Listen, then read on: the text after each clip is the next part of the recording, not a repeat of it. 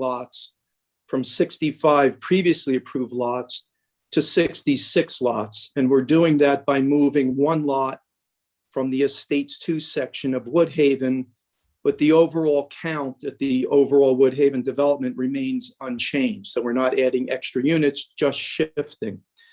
The second aspect of our relief is to increase the lot size of proposed single-family lots to conform to what's known as the SFD5 estate home zoning standards. And that's the subject of the variances, plural, you'll hear about. And lastly, there's some reconfiguration and refining of the road network. The variances that we seek tonight have to do with lot coverage. You'll hear from our planner on that. 20% is permitted. We are proposing 35%. We do have your review letters and we're prepared to respond to them. Just by way of preview for the chair and sort of management, we have 3 witnesses tonight. We have Mr. Bill Ife, who is a representative of the applicant, who will address some general issues that are raised by the review letters. Secondly, we have Mike Marinelli, who is a professional engineer from Menlo Engineering. He will actually present the amended subdivision plan. And last but not least, we have Rob Larson, who is our professional planner, and he will present the testimony justifying the variance request. And with that brief introduction and the chair's permission, I would request permission to call Mr. Ife, our first witness. Absolutely. Thank you, Mr. Shimanowitz. If we could have Mr. Ife, make sure we can hear Mr. Ife, number one, and then of course we need to have him sworn. Okay, Mr. Robertson. Mr. Ife, do you solemnly swear the testimony you give before this board shall be the truth, the whole truth, and nothing but the truth?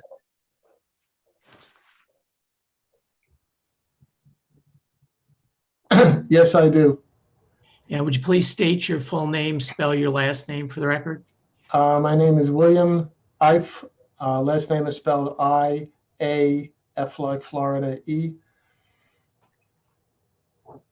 Thank you. And Bill, most of the board members know you over these many years, but just for the record, if you could tell the board your relationship to the applicant, Woodhaven Village, Inc. And then please, go ahead. I've been the project manager for Woodhaven Village, Inc. for design and approvals for almost 30 years now. I'm a licensed engineer and planner in the state of New Jersey, and I've appeared before many boards in the state of New Jersey, and including Old Bridge Township. Thank you, Mr. Ife. Thank you, Bill. If you could proceed to just address the several items in the review letters that are more in your bailiwick than the engineer's bailiwick, just to sort of bring the board up to speed on those items, we'd appreciate it. The first thing I want to say is that Section 2, Phase 6 is part of Woodhaven Village Section 2. Woodhaven Village Section 2 has multifamily units, townhouses, and single families. This is one of the single family sections. It's in compliance with all of the plan development standards of the ordinance. And it's in compliance with the SFD5 single family development dash 5,000 square foot lot bulk standards. We're asking to go from 65 to 66 lots because we have some environmental issues in other parts of Woodhaven that we can address in a positive, environmentally sensitive way without asking for relief from DEP by moving a unit from an area that's got a more environmentally sensitive issue to this Section 2. And I guess the biggest question is, how did you go from 65 smaller lots to 66 bigger lots?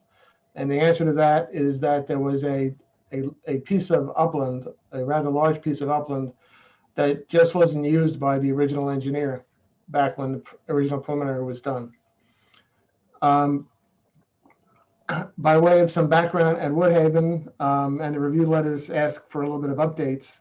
One of the things that was tied to the Woodhaven Section 2 preliminary approval was a requirement for Woodhaven to improve Texas Road. that was about 2 miles of road. If you've driven down there, you'll know that that's all been finished. There are traffic light improvements, left turn lanes, and repaving from Englishtown Road all the way to Marlborough Road. And that's all been completed. That was under the auspices of the county, and we've finished that up. Affordable housing, Woodhaven has a requirement to construct 75 affordable units. And this Woodhaven predates COA and the current regulations that you would impose upon a new application. 75 units had to be constructed, and we donate money, $1,750 per unit for every market unit that we build. And we are on schedule with that. We have about 850 units either completed or under construction. And we have, of our 75 units required, we have 48 constructed in Section 2, Phase 1. We have 3 constructed in Section 2, Phase 4. So we have 51 out of our 75 requirement constructed and occupied. The remaining 24 units are in Section 2, Phase 3, which is currently under construction, and that building should be done approximately during the month of August. So by the end of this year, we'll have all 75 units done, and we still have Section 3 and Estates 2 in Woodhaven to do. So we're ahead of that schedule. Let's see. That's the big picture things about Woodhaven, unless the board members have any particular questions about the big picture. We're not increasing, as Mr. Shimanowitz said, we are not asking to increase the GDP total number of units. That would be a GDP amendment, not a site subdivision approval. We're moving one. We're dropping one from Estates 2, and if the board were to approve this application, that would require us to get an amended preliminary approval for Estates 2 to perfect that. And we're locating that unit in this Section 2, Phase 6. Section 2, Phase 6, the units, we have endeavored and succeeded in keeping all of the environmental restrictions off the private lots to be sold to private people. The regulations are complicated, and the penalties are onerous. So rather than risk any individuals from violating them inadvertently, there are no wetlands or buffer areas or floodplains or any environmentally sensitive or regulated areas on any lots to be conveyed as house lots. That's the genesis for us requesting the coverage variance around the perimeter of the development, and I think it's best to look at one of the exhibits. And I guess, Dawn, if you could put up the illustrative site plan that Menlo prepared.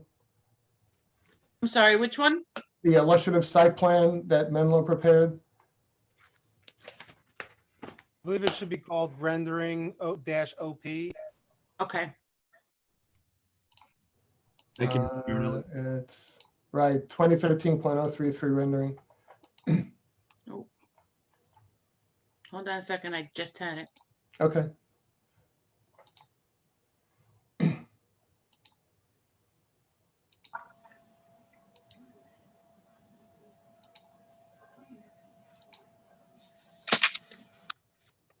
And Bill, we're going to mark this as Exhibit A1, and if you could just describe what that is for the record.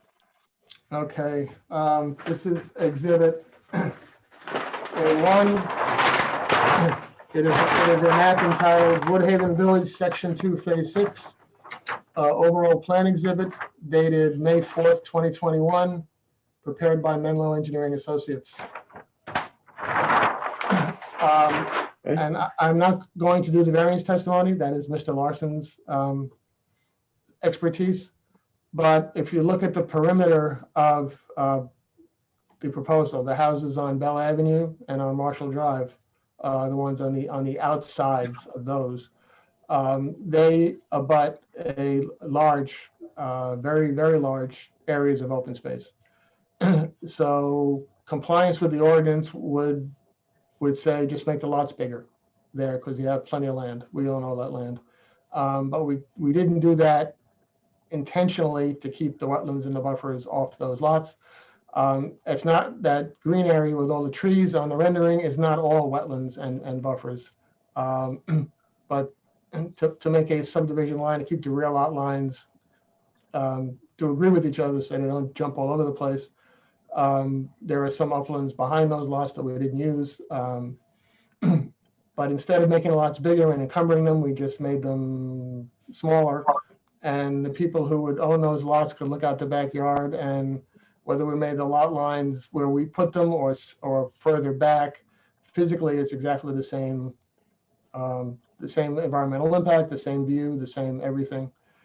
The only difference is the houses and the lots on the inside loops, the ones bounded between Bell Avenue and Campbell Street, and the ones in between Campbell Street and Marshall Drive. We can't do that. We can't make them bigger single-handedly. But we thought rather than make everything smaller because you've got all of this open space and because the market wants a bigger house, but not too big, and to keep them all the same, both so we've got a coherent neighborhood, to have them all have the same the same coverage, so all the houses are about the same, all the separations between the houses are about the same, and the neighborhood is a coherent whole from a planning perspective. And I will, so that's the motivation behind the request for the variance, the coverage variance. Jumping a little bit ahead, it's not an impervious cover change. The stormwater system has been designed to accommodate what we've designed. So that all works. I'll leave that to your engineer to confirm. So I'll move on from that one. There are 2 or 3 other comments in the review letters. There are many comments in the review letters. I have spoken to your consulting engineer, and we can do everything that he wants to his satisfaction. We have asked for a few things, like on the survey to use the datum, I'm getting fancy now, the datum from 1927, because all of Woodhaven is done in 1927 datum, and to use the modern datum would have the boundary lines not agree with each other between phase 6 and phase 7 and phase 6 and phase 4. And that's a technicality.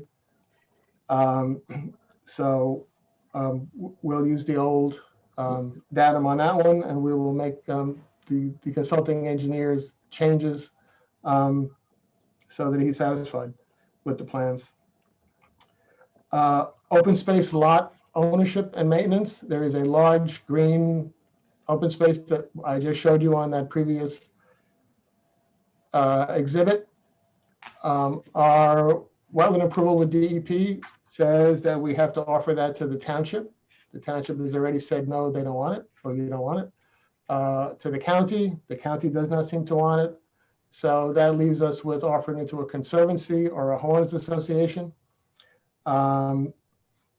We're talking to DEP about conservancies taking care of these long-term. If we cannot have a conservancy take care of it, then we will create a homeowners association and they will take care of it. So that's the open space maintenance, and you'll see that OS4 for open space parcel number 4 that applies to that. And I believe that's those are the overview issues, unless the board has any specific questions. Yes, I have a couple. Are you in compliance with the staging regarding economic development? The commercial phasing? Yes. Yes. Yes, we have 800 and, I'm going to say 850 plus or minus units either completed or under construction. And the next checkpoint is 925. Okay, and then just one other thing, in this OS4, I mean, it looks like it's all wooded. Is there, what is there to take care of in there? There's really nothing to take care of. It is quintessential open space. It is, it's walkable, it's a nature, it's the way it's been, it's the way it's always been. It is just a New Jersey forest. All right, thank you. We would like, we would prefer if the township would take it. There's really nothing to do to maintain it. And it would ultimately relieve the homeowners of the burden of having an association just to, I guess, buy insurance would be the only thing you'd have to do on that, on that, in case somebody did something to someone on there, you would need some kind of liability insurance. But that would be the only expense of having that.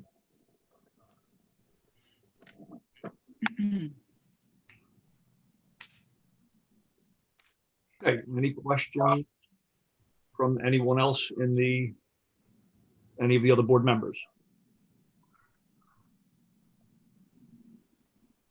Okay, so if there's no questions, Mr. Shimanovic, we need to take a quick pause here. Okay. We have our board's consultant planner, Edward Fox, needs to be sworn in. Oh, Okay, Okay, so Mr. Robertson. Yes. Mr. Fox, do you solemnly swear the testimony you provide to this board should be the truth, the whole truth, and nothing but the truth? I do. And would you please state your full name, spell your last name for the record? My name is Edward Fox, F-O-X like the animal. I work with Environmental Resolutions Incorporated with your board consulting engineer, Rakesh Darji. Okay, thank you, Mr. Fox. Thank you, Mr. Thank Robertson. you. Okay, so if there are no other questions for Mr. Ife from our board members, do our board professionals have any questions for him? Mr. Chairman, I don't have any specific questions for Mr. Ife. As Mr. Ife had stated, we did have a pretty lengthy conversation to review our memo, our April 29th memo, and we've come to pretty much an agreement on most of the outstanding comments that we had. So the applicant will be able to comply with our comments should the board act favorably on it. There are a couple of things that we did talk about. Just one, there was a easement that was a water easement that goes through the open space, and it abuts 2 residential lots, but that area doesn't really belong to anybody. It's actually part of the open space. So our question was, who's going to maintain that? Because you're going to have 2 homeowners maintain their properties, and you have this water easement which belongs to the MUA, which, as much as I know the MUA will take care of their property, they won't take care of it like the homeowners will. So I think we've come to an agreement on that, where the half of the easement will be maintained by each one of the owners, and those 2 properties will actually it'll be in their deed that they actually will have to take care of that easement, though it's not on their property. That way, from an aesthetic standpoint, it shouldn't be an issue. And we have a bunch of other comments in our letter, which we've come to an agreement on. I'll be more than happy to answer any questions that any board members have, but I don't have anything direct to ask Mr. Ife for. What is the MUA's responsibility for that easement? It's a water easement, so it's their water line that's going through it, and they're actually required to maintain that easement.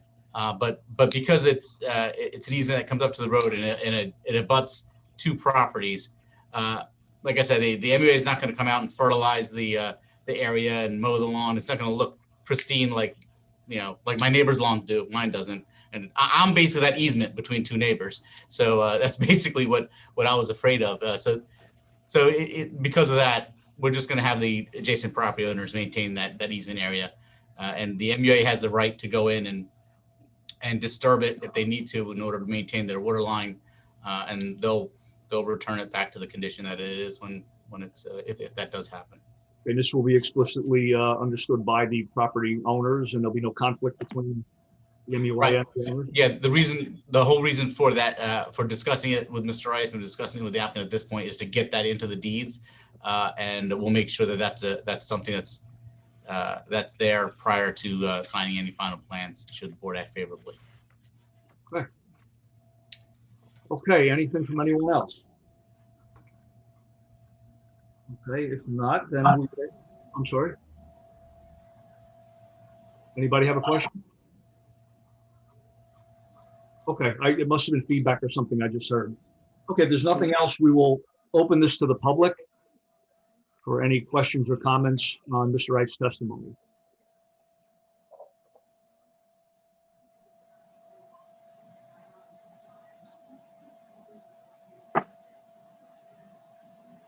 Mr. Chairman, Yes. Yes, Mr. Lau. I guess I was unmuted, I don't know how, but I did have one question for Mr. Ife. If I may. Sure, absolutely. This is Bell Avenue, when it comes off of the main road there coming in, what kind of units does it pass through when it comes off of Woodhaven Boulevard? Are they townhouses or apartments that Bell Avenue comes through? Those are apartments. Those are multifamily apartments. Okay, so my second question is, Bell Avenue is going to be a public street? Yes, it's proposed to be public. So it's going to be a public street coming through the apartments, or the apartments going to be private from their boundary towards Woodhaven Boulevard?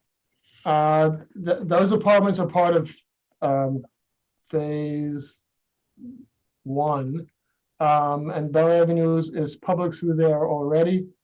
So that's not there's no parking on Bell Avenue up there. All the parking's in parking lots. So it's public from Woodhaven Boulevard all the way to the culvert, which is already constructed in between phase 2 and phase 6, which is where that line is on the exhibit. Okay, so Bell Avenue is public all the way through, even through the apartments? Yes. Okay, thank you. And my apologies, Mr. Lauer, we didn't hear you. Okay, before we open it to the public session, do we have any other questions or comments?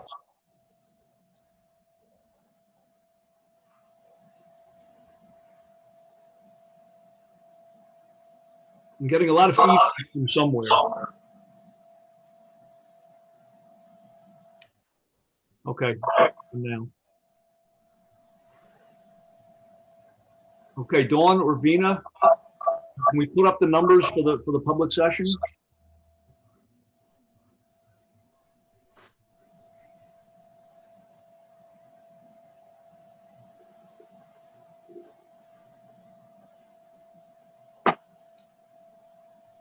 Okay, we'll give it a minute or so, any of the public to respond.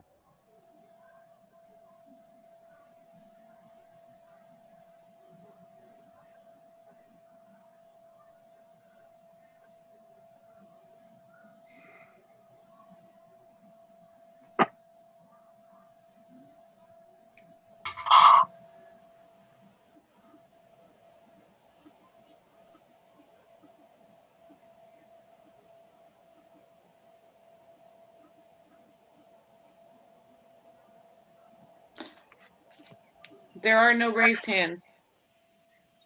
Okay, we'll give it another 20 seconds or so. I'd like to give it a minute.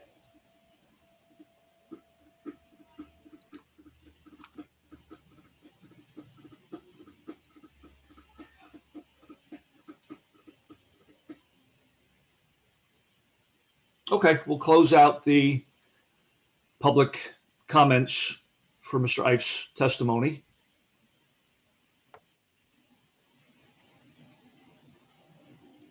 Okay, do we have any final comments from any of the board members or board professionals? Are we going to hear, we're going to hear other testimony, right? Or is this it? Yes, no, we'll hear other testimony, but we just Okay. go individually here. Okay. Okay, Mr. Shimanowitz, if there's nothing else you can summarize for us? Yeah, nothing further from Mr. Ife. We're ready to proceed to our next witness. I'd like to call Mike Marinelli and have him sworn. Okay, thank you. Can everybody hear me? Yes, thank you. Mr. Marinelli, do you solemnly swear the testimony you provide to this board shall be the truth, the whole truth, and nothing but the truth? I do. And would you please state your full name, spell your last name for the record? Sure, it's Michael Marinelli, Marinelli, of Menlo Engineering, located 261 Cleveland Avenue, Highland Park, New Jersey. Thank you. And Mike, if you could give the board the benefit of your qualifications. Sure, I'm a Rutgers engineering grad of 1999, so I've been doing this for quite a while now. I've been providing professional testimony in site planning and subdivisions. Throughout my career, I've been a licensed professional in the state of New Jersey since 2013. So it's been quite a while. I've provided testimony in front of many boards, both planning and zoning.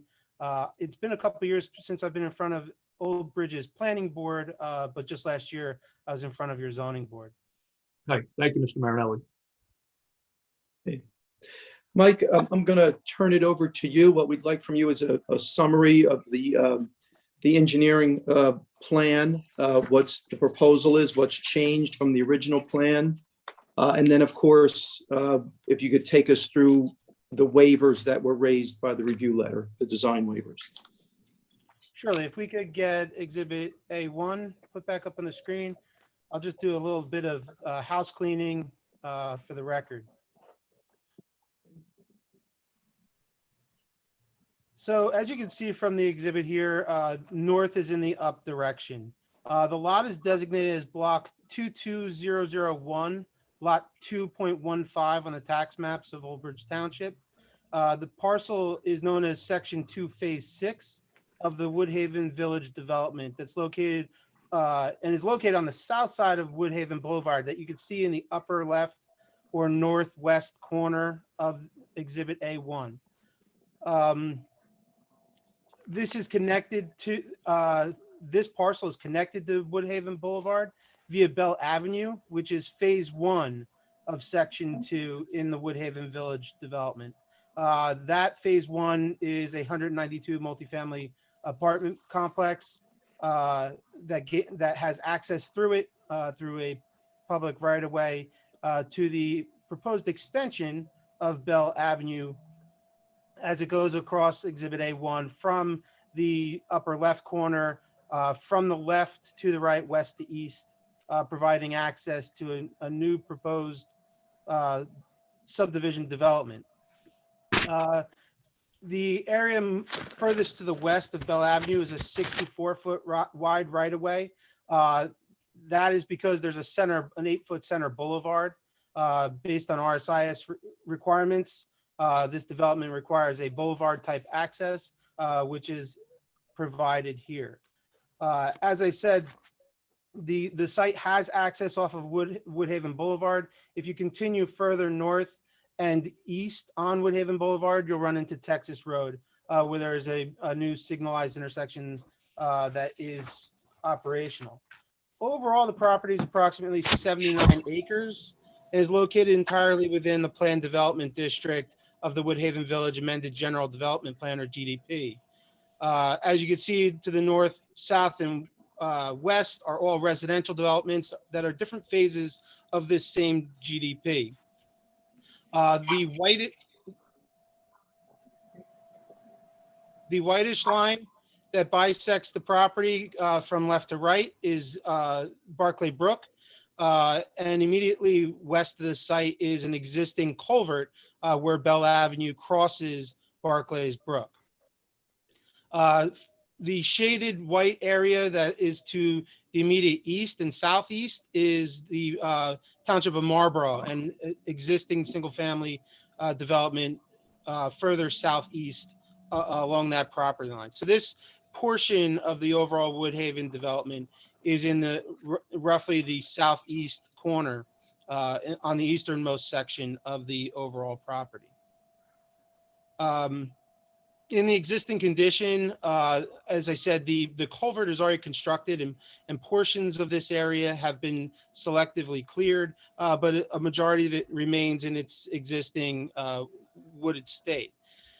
What the applicants before you this evening is a proposal to subdivide this parcel into 68 total lots. As Mr. Ives spoke to, there is an open space lot is one of the lots.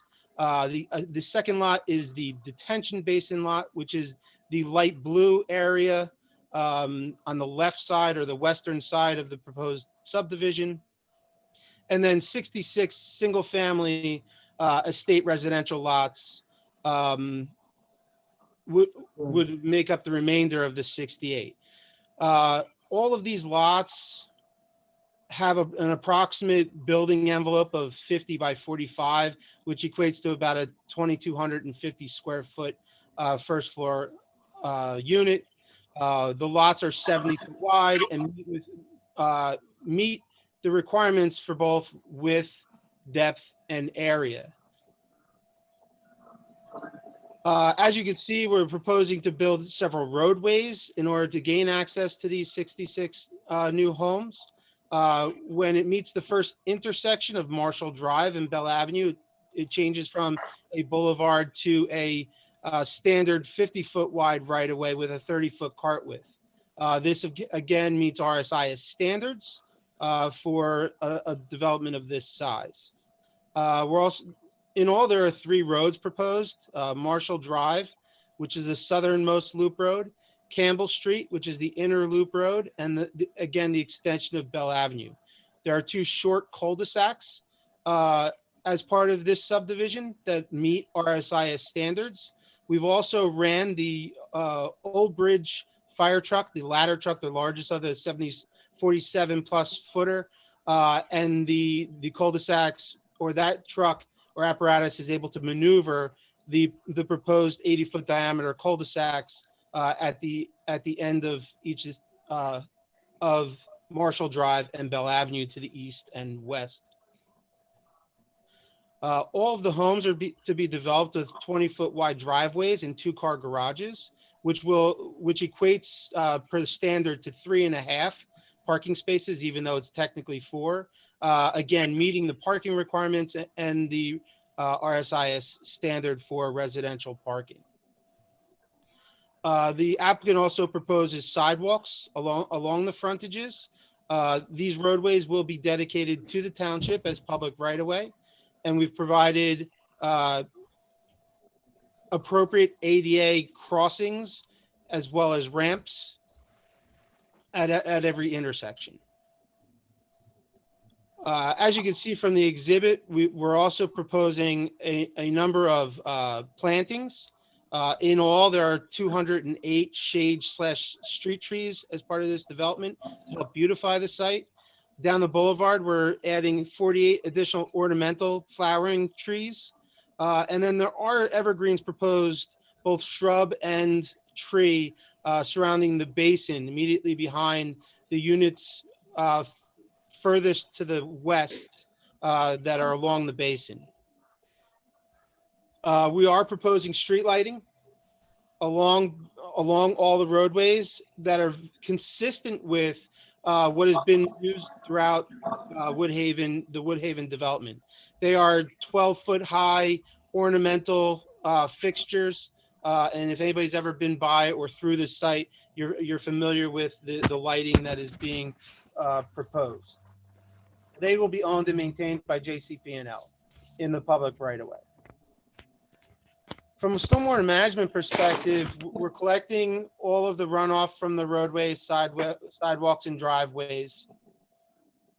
And we have a subgrade collection system that conveys that stormwater runoff from the east at the end of Bell Avenue down both Marshall and Campbell Street, and terminating on the western side of the site, where there's a proposed wet detention basin.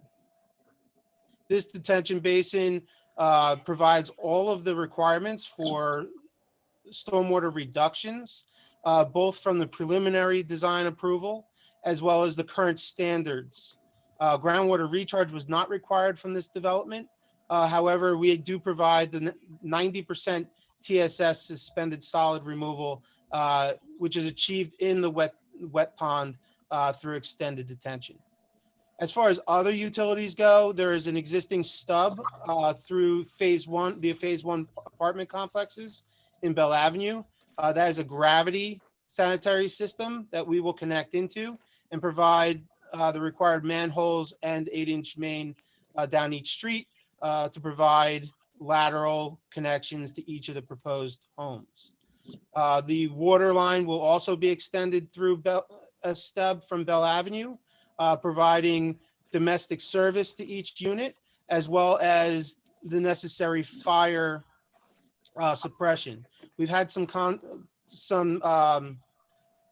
with Mr. Hart with related to the positions of our proposed hydrants. I believe we've come to an agreement as to how we can better the layout of those hydrants to better service the fire company.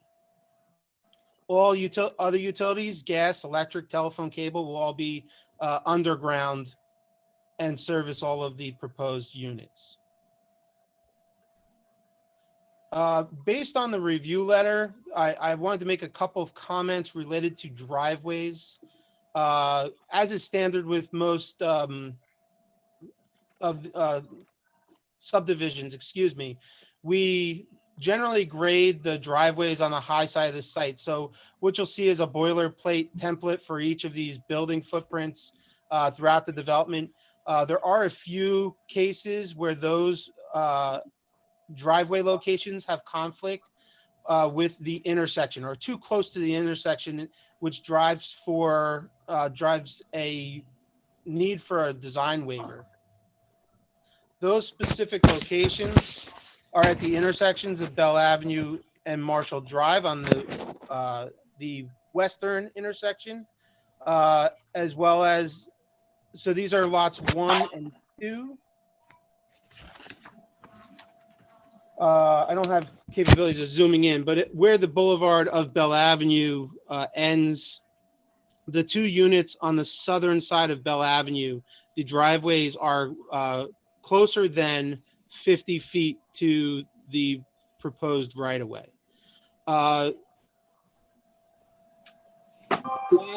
Is that the intersection nearest the detention basin? That is correct, yes. Okay. Okay, so I'm sorry, it's lot 1 and lot 21. So lot 1 is the unit on the right side, actually the intersection of Campbell Street and Bell Avenue. Oh, thank you, Dawn. You're welcome. So at the intersection, the driveway is closer to the intersection of Campbell Street and Bell Avenue. It's the lower left unit of that intersection. We could flip that driveway to the other side to improve upon the condition, but there's still the maximum we can get the driveway away from the intersection is 43 feet where 50 is required. In the other cases noted in the engineer's review letter, we could just flip the driveway. They're on slightly larger lots. We could flip the driveway and not require a waiver in those scenarios. But for lot 1 and 21 in block 22001.26, we're requesting waiver relief for 43-foot setback driveway to right-of-way line where 50 is required. And what about the second lot? Where's- They're both 43 feet? Yes, Okay, both of them are 43 feet. They're similar lots. gotcha.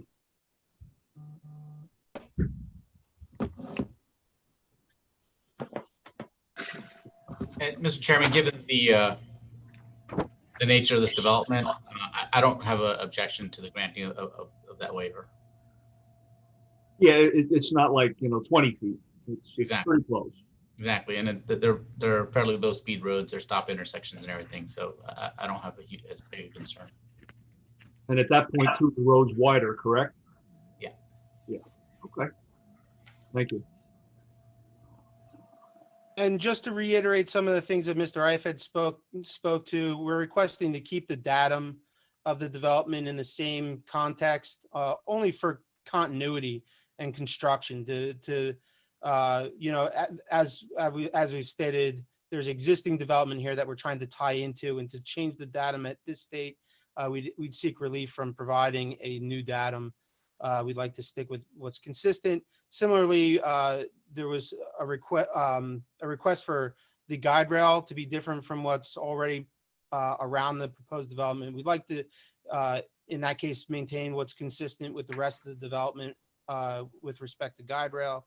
And just a clarification, at the culvert, we didn't provide details of it because it's already been constructed. What is the material of the guardrail, the existing guardrail? Steel.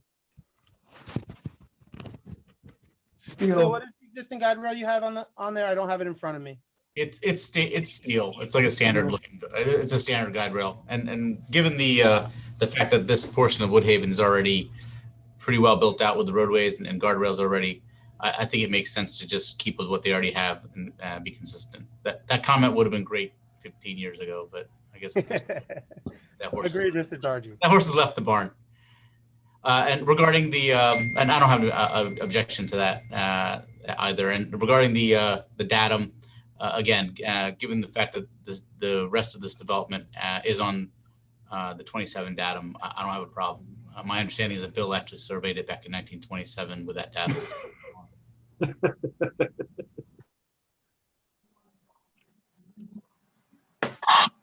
Okay, Mr. Marinelli, do you have anything else?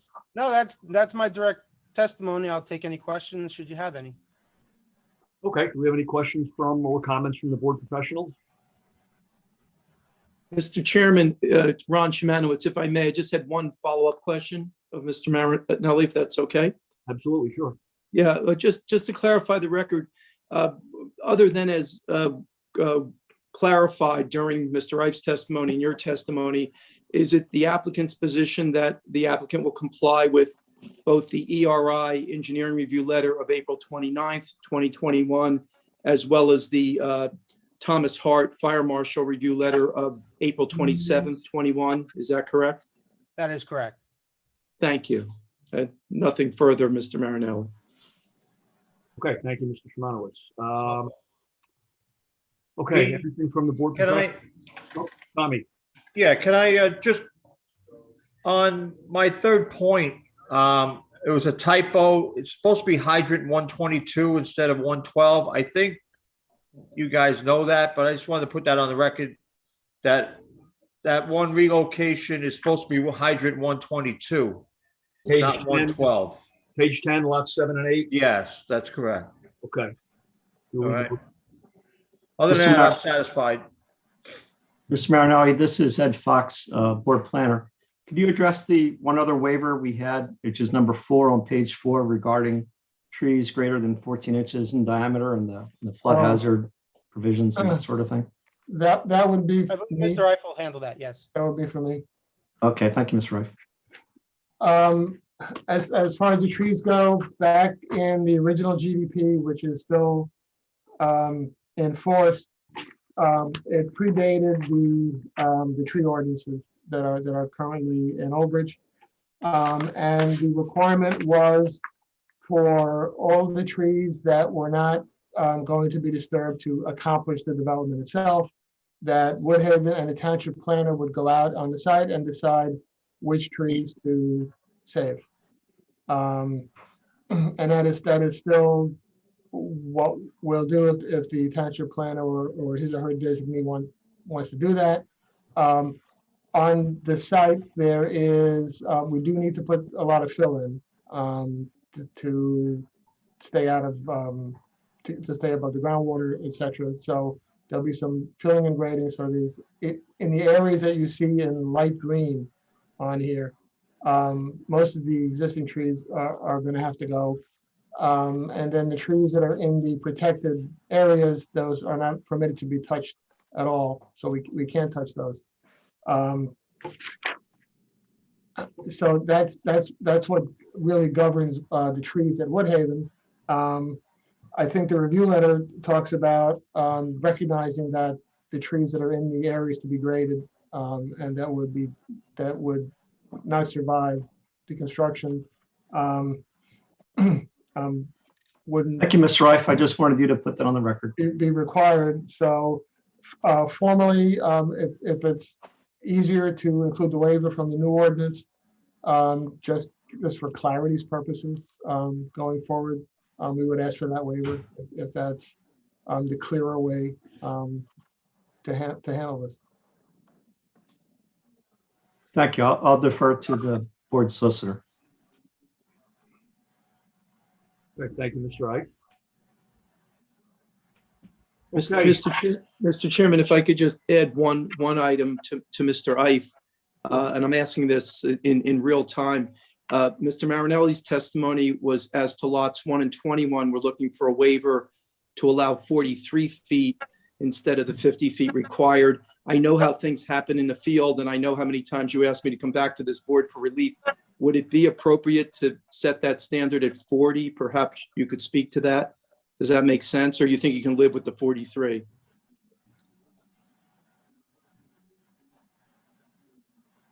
I don't know. If, No, was that for Mr. Ike?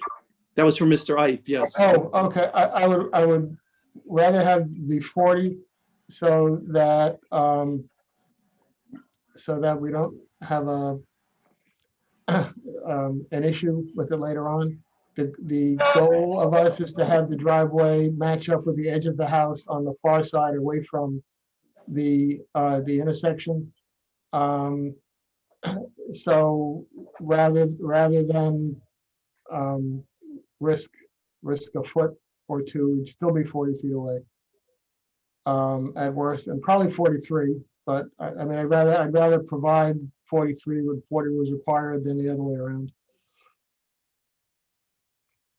So, something for the board to consider. We just don't want to come back to you if it turns out to be 42 feet.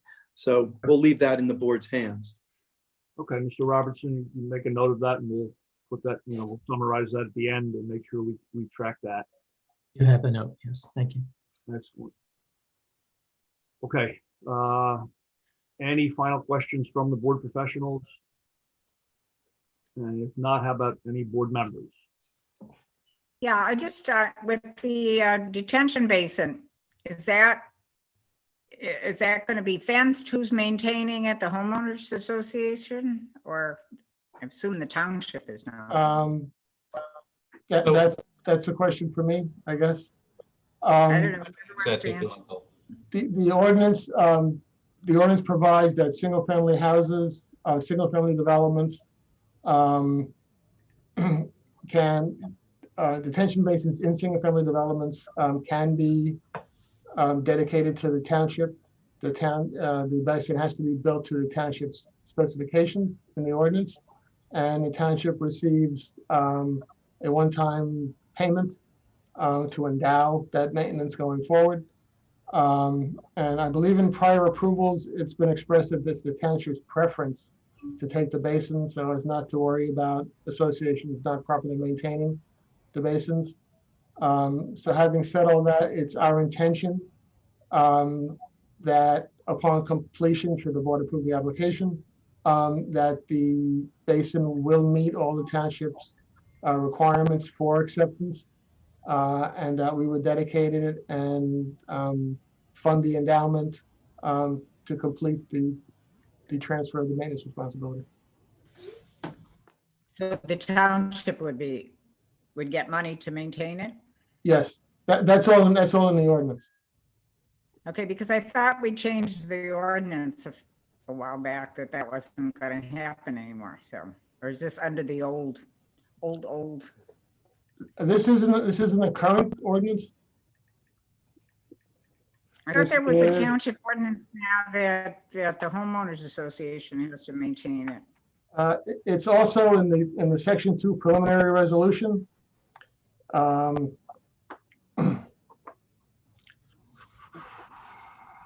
it says that the basins shall be maintained by the developer or a homeowners association unless all the requirements of section 250-78L 4D have been met. The applicant shall provide a stormwater management maintenance manual for the recharge trenches, wet ponds, and stormwater basins in accordance with RESIS and NJAC 7:8. So that's in the preliminary resolution, that if we meet the requirements, which includes meeting your standards and providing the funding for the future maintenance of it, that the township would accept it. Rakesh, you have any input on this? That is how the preliminary approval was written, as far as the drainage basins and everything goes, and that's how we've been handling it for Woodhaven. Okay. But I'm going to basically take a look because what the current ordinance 250 says. I mean, I have all of our Woodhaven stuff that we review by. But so I would imagine that we'd be bound with the condition preliminary approval. I know that it's no town wants to take over basins anymore. I don't blame them because obviously there's Yeah, just. I know. That's why I was just wondering. I mean, I thought it was a good idea way back when, but you know, since this predates everything. Well, that's I the didn't know. issue is this development's, you know, going on for quite some time. The preliminary approval was actually from 2011, if I remember correctly. Yes. So I think this is more of a legal question whether the current ordinance would prevail or whether that section as it was worded in 2011 would prevail. I was under the belief, and our reviews was written that way, that it was basically based off of the ordinance that was in place at the time that preliminary approval was granted. Okay, we'd like to get a clear understanding on Yeah. which way we're going with that. Yeah, Vina, you recall what the ordinance is saying? At the top of my head, I can't remember. I know we've had a few of them come up over the past probably 8 months. Good evening, members. Actually, currently we are requiring that the developers take care of the maintenance. We did revise our stormwater management ordinance almost 6 months ago to change the language and make it the developers or the developer's responsibility, or the developer can create a homeowners association and take care of the maintenance. So it would be our preference to hand it over to Woodhaven. And that is my last conversation with Nicole too. From what I understand, the applicant is asking for an amendment, right? So in which case, I think we could rely on the newer ordinance. Mr. Robertson, can you chime in? I would agree with that. This is an amendment, and in my opinion, the applicant would be required to comply with the new ordinance unless they sought some relief if there was a reason to do so. But that would be my opinion as well. I would strongly recommend the board make that as a condition of approval, that any maintenance should be done by creation of homeowners association or the developer. Okay, the only reason I was asking is it sounded like there wasn't going to be a homeowners association. Because you asked about the land that you were offered to the township, Right. and the township, is there going to be a homeowner association to take care of that parcel of land? We were trying not to have an association. We didn't Oh, want yeah, that's what to, it sounded like. But we're trying not to. you'll wind up with an association, I would imagine, because the town is not going to accept the open space unless some sort of conservancy wants to come in and maintain the open space. Right. You're going to wind up having an HOA to maintain that open space. Even though there's nothing to maintain. Right. It's really more liability than maintenance, to tell you the truth. Yeah. Okay.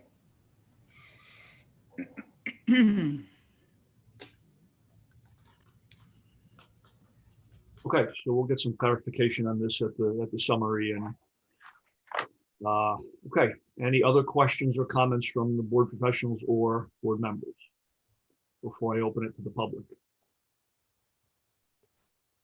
Okay, Dawn, can we open Mr. Marinelli's testimony up to the public for any questions? And we'll give it about a minute.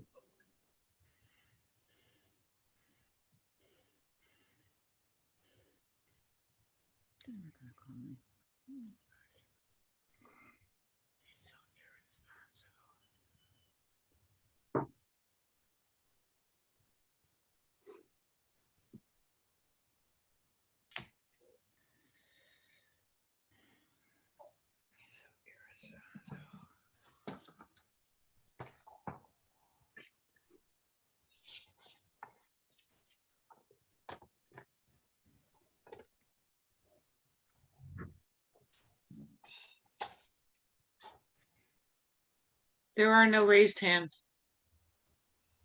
Okay, we'll close out the public portion of Mr. Marinelli's testimony. Our final witness, Mr. Chair, is our planner, Mr. Rob Larson, if we could have him sworn. Mr. Larson, do you solemnly swear the testimony you provide to this board shall be the truth, the whole truth, and nothing but the truth? I do. Would you please state your full name, spell your last name for the record? Sure. Robert Larson, Larsen. And Rob, if you give the board the benefit of your qualifications and whether or not you've been accepted before this board in the past.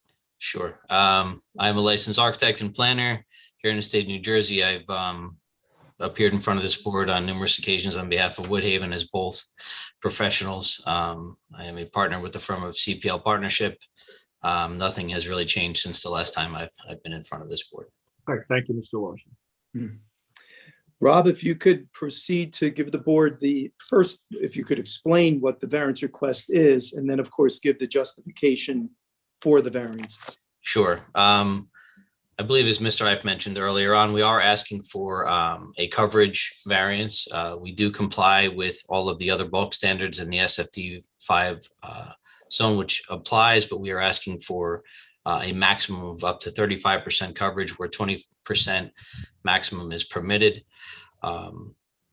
And as you heard from Mr. Ife, we do have a couple of reasons for that, and then we'll talk about the proofs. But as you can see from the various maps that we've looked at, we're in a very isolated little section of Woodhaven, another pocket being developed.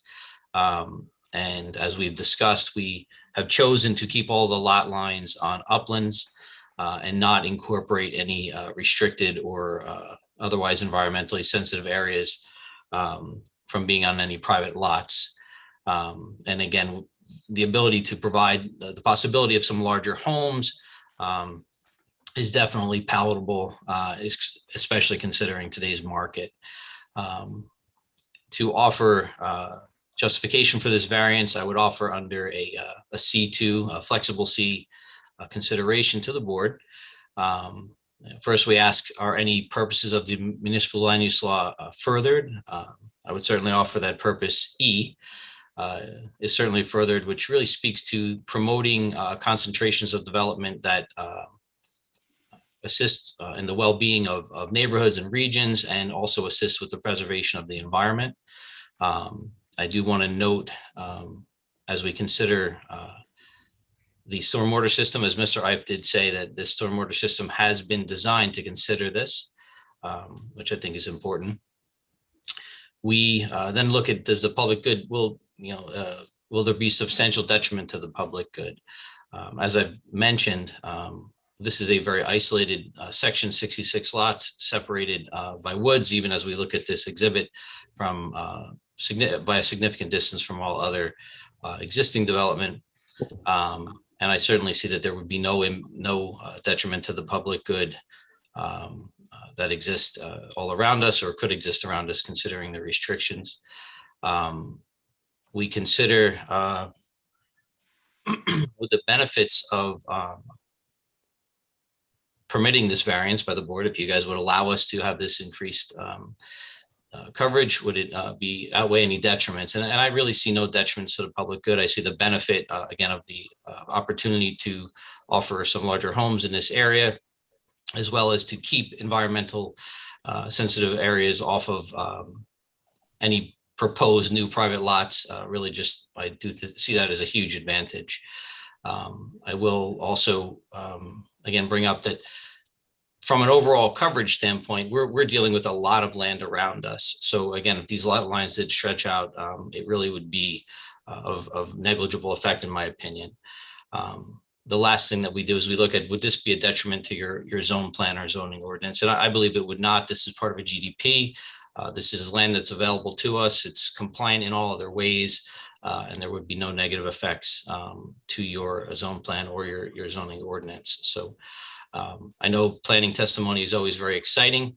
I have been in front of this board for similar variances before and been granted. So I just offer those justifications to the board tonight. Thank you, Rob. Okay, thank you, Mr. Larson. Any questions or comments from our board professionals on Mr. Larson's testimony? Can we hear from our professional regarding this issue? Okay, I'm sorry. Regarding the planning, I'll defer to Mr. Fox regarding the planning testimony. But I do want to discuss the stormwater basin issue when the time is appropriate. Yes, Ms. Cannon, this is Ed Fox. I agree with the testimony that Mr. Larson has provided. It seems to me that that the goals of the Municipal Land Use Act, Municipal Land Use Law, the purposes of Municipal Land Use Law are advanced. There seems to be no detriment. It seems to be, from my reference, remember in the Township Master Plan, that environmental protection is an important part of your township, and that the reasons for granting the total impervious coverage for each of the lots would be advanced. Giving this variance would advance the purposes of environmental protection and also not be inconsistent with other parts of the development of the Woodhaven community. So I agree with the testimony. I think it is very reasonable. Okay. Okay. Okay, anybody else? Comments or questions? Yes. Can anybody hear me? Yes, Mr. King. I'm just curious. One of the things that I heard was that there's not going to be any board members or anything. I know they're all single family homes, but when there's a problem in the community, who's running it? Each individual owns their own property, but is there a group of people that if there is problems that the community can go to Old Bridge or for Old Bridge to go to the community? And who are they supposed to talk to when any problems arise? Actually, Mr. Chairman, if I may, as we proceeded through this hearing and listening to the board's concern about the basin and about the open space, it's come clear to us that we're going to have an HOA. So in answer to Mr. Pink's concern, we were trying to avoid that, but I think the reality is we will need one.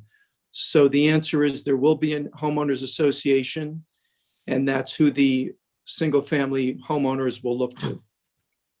Thank you.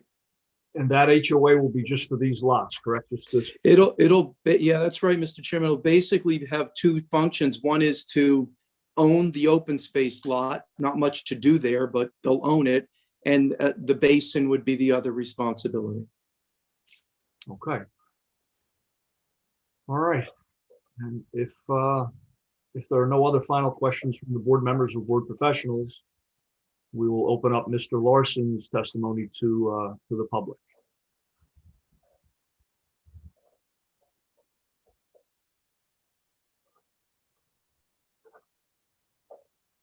Okay, and again, we'll give it about a minute.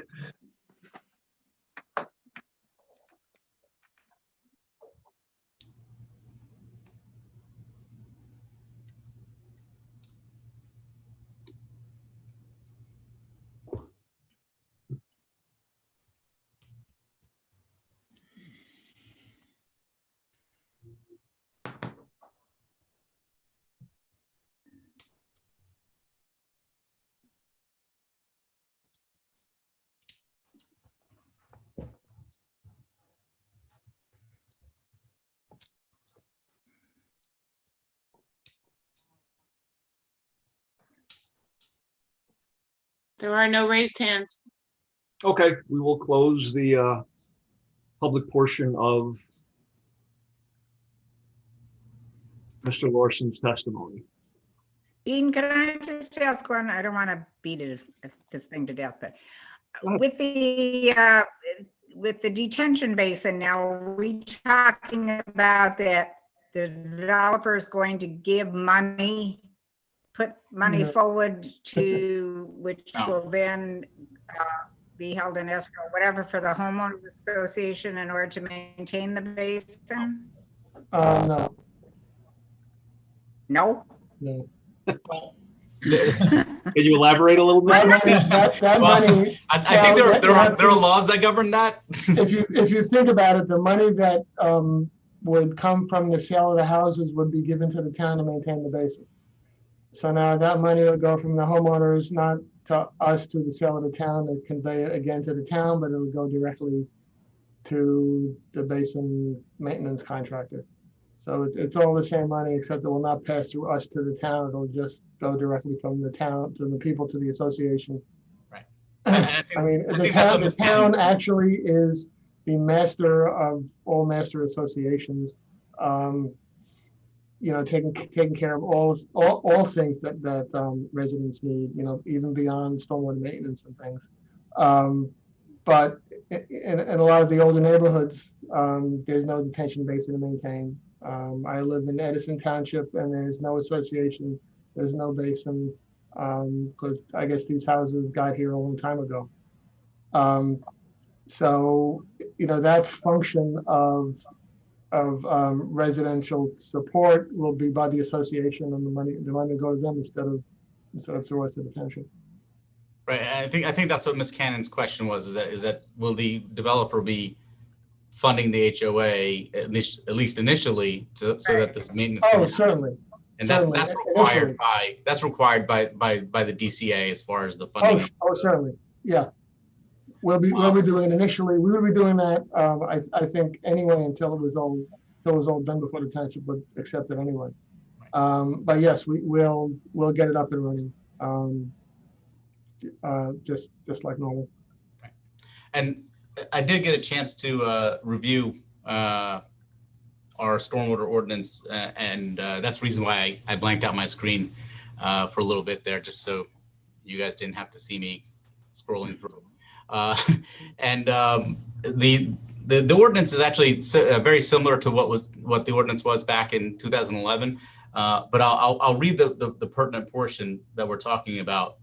The Township of Old Bridge shall, upon request by the developer during the approval process of the residential application, accept responsibility of maintenance of any medium-sized stormwater management facility, so long as the approving board accepts such maintenance responsibility on behalf of the township and funding of initial maintenance is posted. So there's two things there. You have to actually accept that, and then they have to post the money. If both of those things don't happen, then the township doesn't accept the drainage basin. So you have that awesome responsibility, I guess, to say yes or no. And I can only advise you that based off the conversations that I've had over the past several months, certainly, and even several years with our township engineer and our township administrator, the township is not looking to take on any more drainage basin maintenance responsibilities. And I think the applicant has gotten that message pretty clearly as well. So I think that's where we are. Okay. Great, thank you. One other thing, just again to add, the boulevard that the Bell Avenue Boulevard will be a public road, so that will be something that's going to be maintained by the township. But we're working with the developer to develop us a landscape scheme that maybe is a little bit less maintenance intensive, so that the township isn't constantly out there, responding to resident complaints about the island being overgrown and so on and so forth. And we're going to make sure that there's no extraneous things like landscape lighting and all that. Those things are really nice and pretty at hotels and resorts, but not so much on township roadways. Okay. If there's nothing else from any of the board members or professionals, I will ask Mr. Szymanowicz to summarize the overall application. Sure, Mr. Chairman. Not much of a summary. This project was previously approved. The amendment is not very substantial. We're adding one lot from the Estates 2 section. You've heard from our witnesses. We've addressed all the review letters. I think we've come to a good place, at least from the town's point of view, as to the maintenance of the open space lot in the basin. It's not where we thought we were going to be, but it looks like that's where we ended up. So with compliance on behalf of the applicant of all the review letters and the testimony you heard, we would respectfully request that the board grant the application. Okay, thank you. And Dawn, do you think we need to open it up to the public for the entire testimony, or were the individuals enough? We have one caller that's been listening. We can open it up for one more minute to the public and then just close it after that. Okay, thank you. All right, we'll open it up for a minute for any public comments or questions on the entire application. And again, we'll give it about a minute.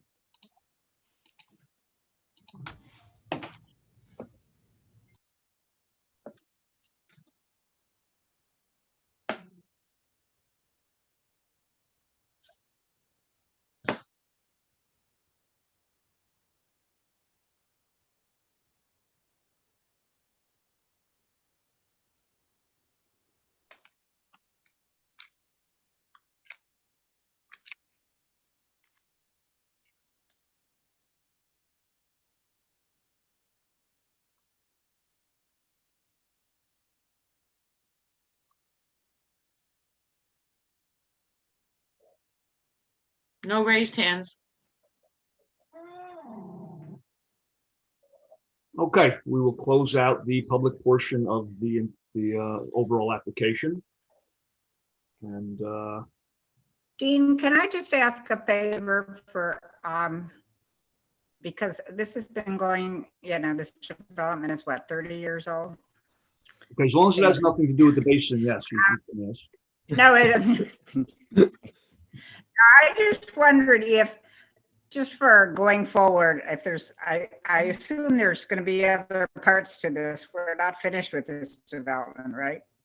Mr. Ife? No, there's section 3 has a preliminary approval. And it requires, it will be in 3 phases for finals.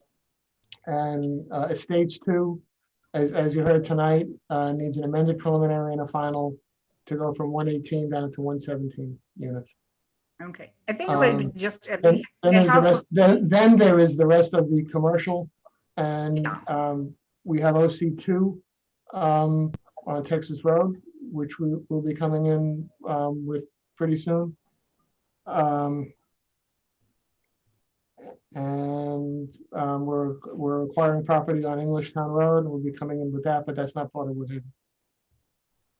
Okay, I mean, it would be just helpful to me, and maybe, I don't know if anybody else is, just if we could get something in writing just to show what's coming up, just, it's hard to keep track of, phasing and where the commercial is and where the different things that were supposed to occur somewhere along the way. So I know this is probably, we're at the tail end, hopefully, or at least getting near the tail end, but I think it would be helpful. It would be helpful to me because it's hard to keep track of, what's been done, what is being, what's coming forward. So I don't know if you could just put something together, I think it would be helpful. Of course. I don't know if anybody else is interested, but. It would be helpful, yeah. Absolutely. I agree with you. Because it was phasing, there are a lot of conditions, things that had to be done, et cetera. And I think it would just be nice that this is going forward, Mm-hmm. Of course. Okay, thank you. I'll give you a memo.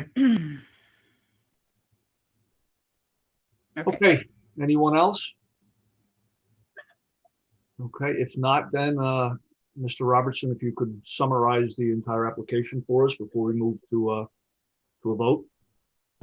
Yes, Mr. Chairman, this is an application for amended preliminary and final a major subdivision approval with bulk variances and 3 waivers that are requested. The applicant is proposing to increase the number of single-family homes in Section 2, Phase 6 from 65 to 66. And they're doing that by moving 1 lot from the Estates 2 section, so the total number of units will not change from the general development plan. The variance requested has to do with lot coverage. Your testimony from the applicant's planner, Mr. Larson, as well as Mr. Ife, with regard to the rationale for that. They're seeking a lot coverage variance to permit up to 35%, whereas 20% is permitted in that zone. All other bulk conditions of the zone, the applicant does comply with. The 3 waivers, the first waiver had to do with cul-de-sac diameter. 100-foot diameter is requested, 80 feet is proposed. There was testimony, however, indicating that the largest of the fire trucks was able to maneuver through the diameter of that, or will be able to maneuver through the diameter of those 2 cul-de-sacs.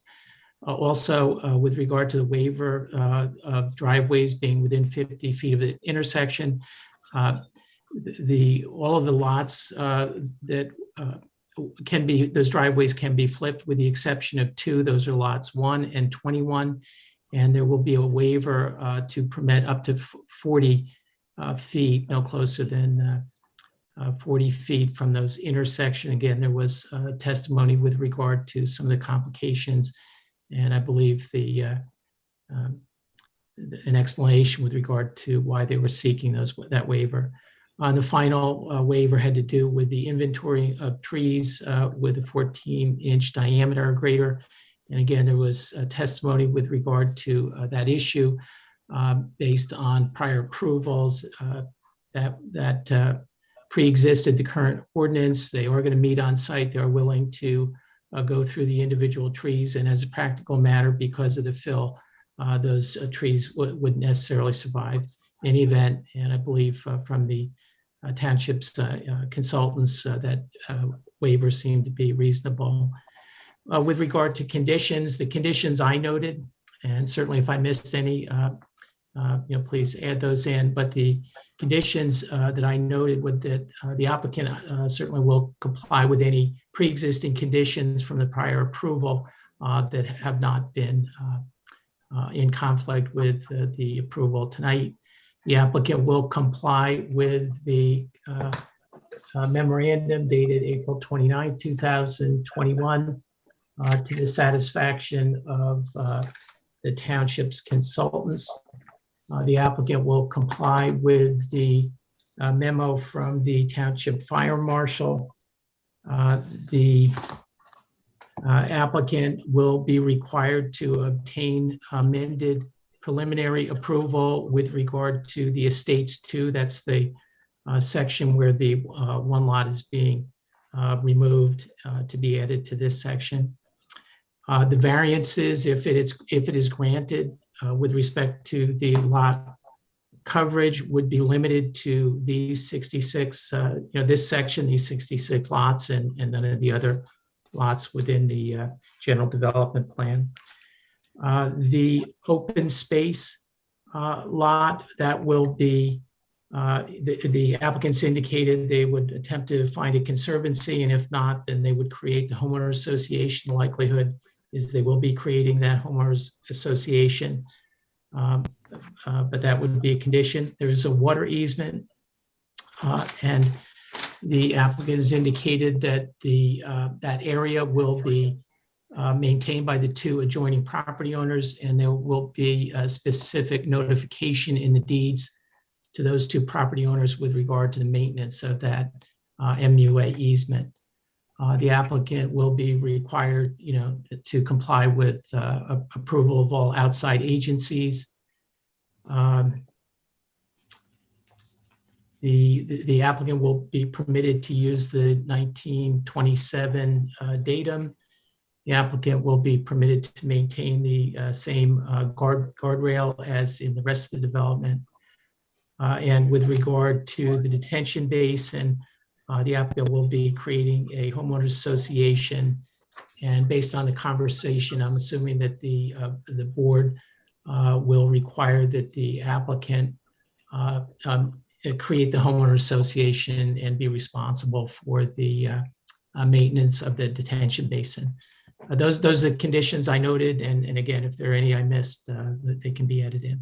Okay, and just for the record and clarification, the HOA is a condition? I noted that as a condition because it sounded to me from the conversation that the detention basin, the board would require the applicant to maintain the basin. And I think they indicated they would be creating a homeowner association in order to maintain that detention basin as well as the open space, it sounds like. Okay, And they would be providing funding to. Right, to and funding, maintain yeah. it First. Yeah. Yeah.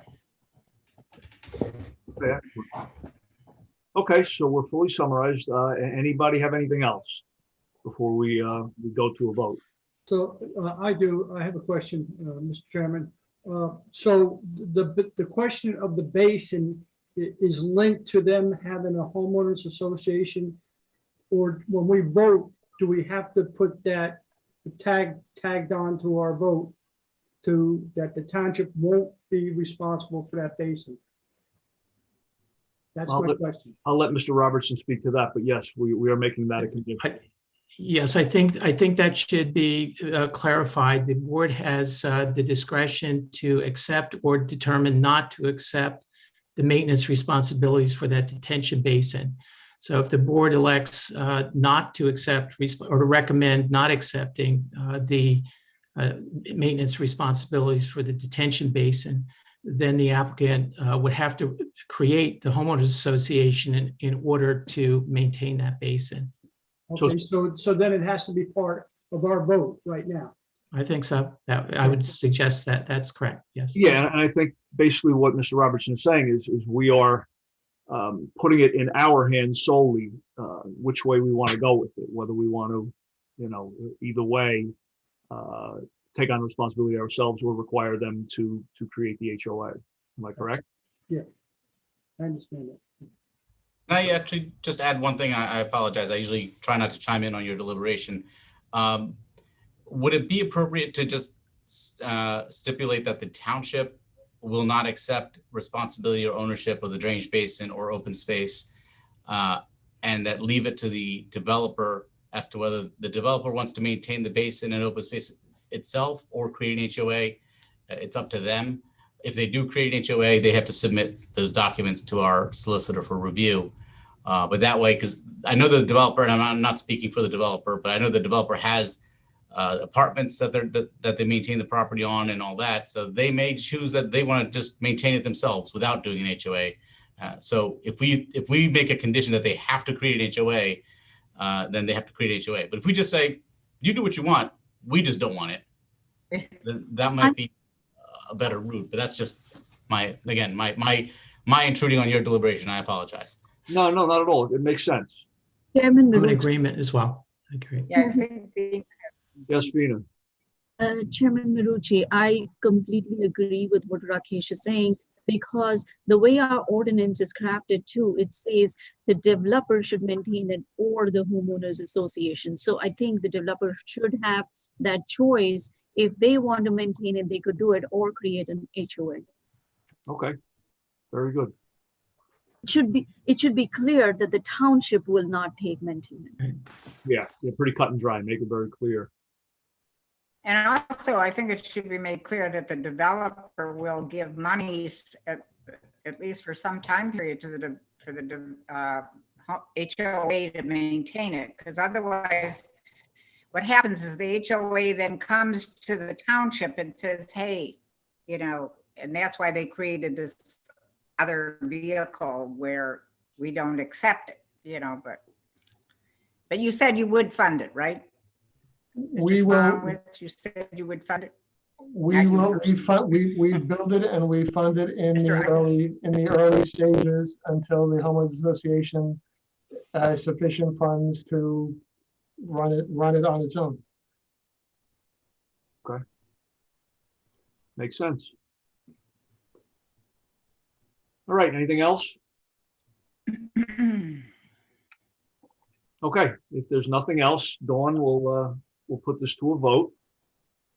So do I have a motion based on Mr. Robertson's summary? I'll make a motion with the condition the township not maintain the basin. Okay, so moved by Mr. Lauer. Do I have a second? I'll second it. By Mr. Pink. Okay, Dawn? Mr. De Palma, Yes. Mr. Lauer, Yes. Ms. Cannon, Yes. Mr. Schmitz, Yes. Yes. Mr. Pink, Yes, Mr. Petty? He must be gone. Okay. Mr. Garcia, Yes. Chairman Marucci? Yes. Thank you. We appreciate your time tonight. Okay, and yours as well. Thank you for your presentation. Thank you. Good night. Good night. Good night. Thank you. Thank you. Good night. Good night.